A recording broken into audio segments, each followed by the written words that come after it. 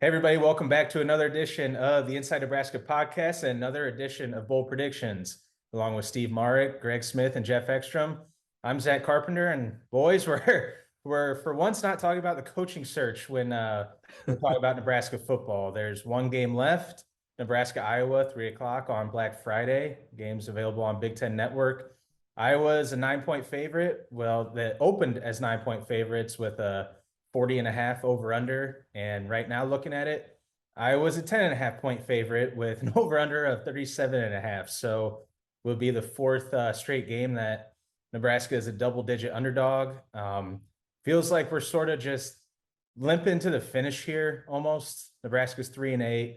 Iowa's 7-4, 5-3 in the Big Ten, looking for another Big Ten West title as Nebraska comes into town. Haven't beat Iowa, and they're 0-7, 7-game losing streak, just like Wisconsin was an 8-game losing streak going into that one. So the cards are stacked against Nebraska again. Feels like we're just itching to move into the next era with a new coach, but we still have one more game left. So I got one more to cover.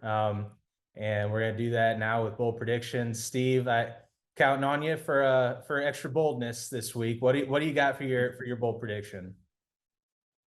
My bold prediction is Nebraska's defense is going to have a career high 10 tackles for loss in this game. From everything that I've watched with Iowa, and I've seen every game, I've tried to just get a grasp of what they do offensively. They like that wide zone scheme on offense and get the offensive linemen going east to west and have their running backs stick their foot in the ground and head up north.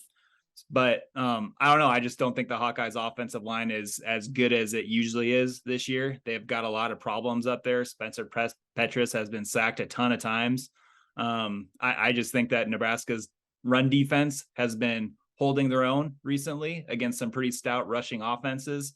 And I just don't see Iowa's rushing attack. They're going to want to run the ball, but I don't know how well it's going to go, honestly. I think I like what Nebraska's been doing on defense, and I think Nebraska is going to get 10 tackles for loss on Black Friday.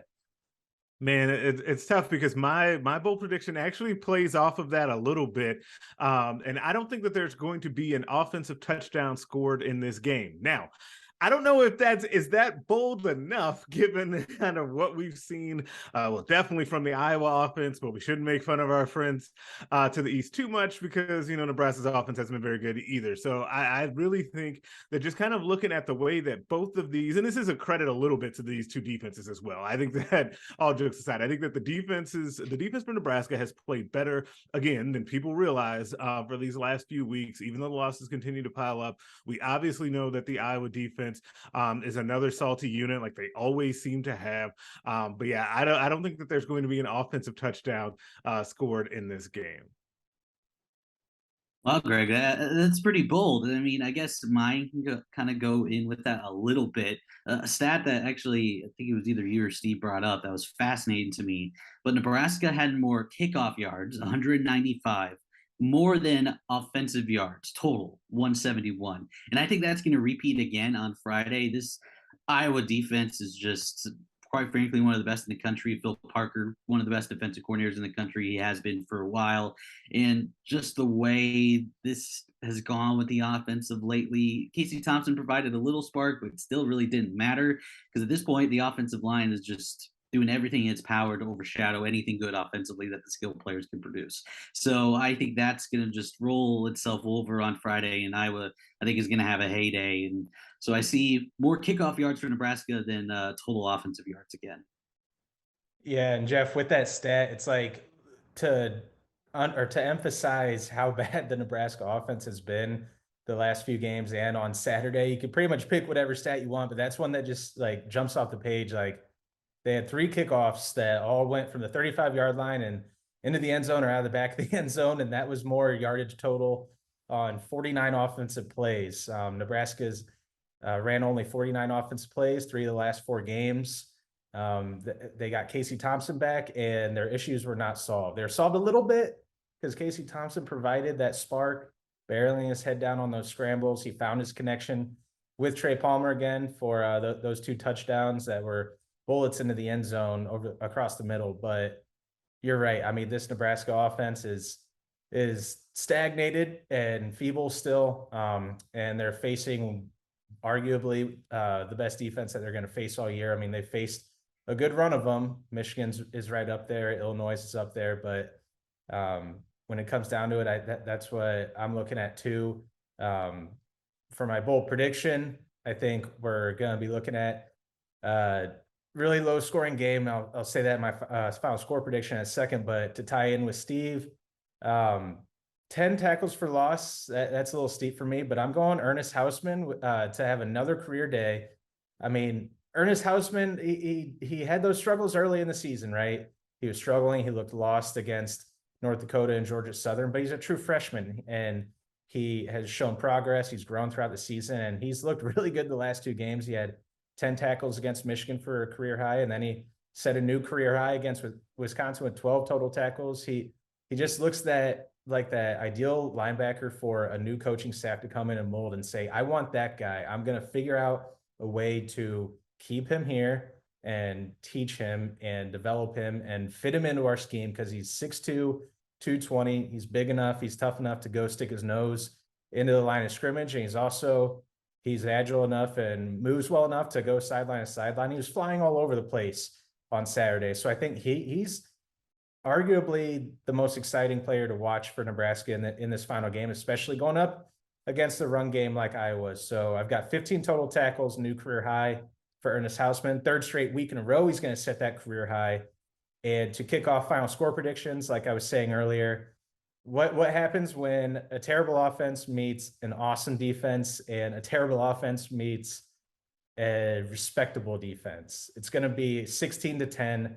Iowa takes this one and spoils the Thanksgiving holiday for Huskers fans. Steve, what do we got?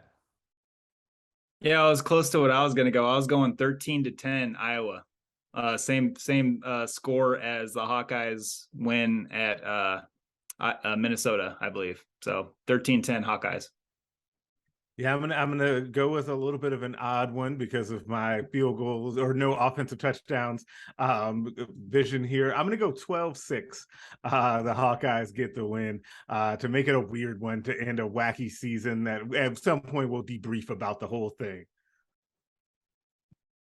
Yeah, I'm going to keep that low scoring. I'm going 16-13 Iowa. This just feels like another. I think Nebraska is actually pretty close with Iowa, and that's just a theme with Iowa games. So I think it's just going to be close in general.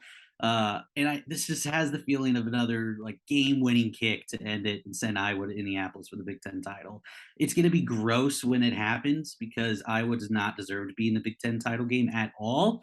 But I think they get it done. I just don't see a way that Nebraska gets away with one. So I have the Hawkeyes winning 16-13. So I predicted 23-19 last week. So Greg, if you're saying a weird score, I'm right there with you, man.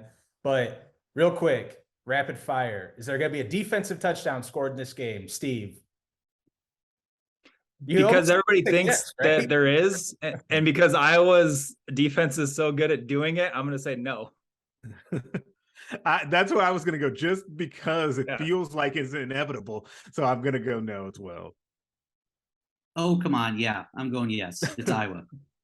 It's the last game of the season. Why not? It's the last edition of bold predictions for the 2022 season. Why not? We'll go with me and Jeff are both predicting a defensive touchdown because why not? YOLO. Who's going to get it? Uh-oh. Is Cooper DeJean going to get his 3rd Malcolm pick 6 of the year? I didn't say it was going to be Iowa defense. Defensive touchdown. Oh, nice. Malcolm nice. Silly me. And pick 6. I mean, he had one against all-star quarterback Graham Mertz last week. So who knows what happens going up against Spencer Petrus or Petrus. I've heard it pronounced by all kinds of people different ways. So, probably including his coach who doesn't know. But all right, the show's gone off the rails exactly how we want it, how we always anticipate it. So again, Iowa, Nebraska, 3:00 on Big Ten Network.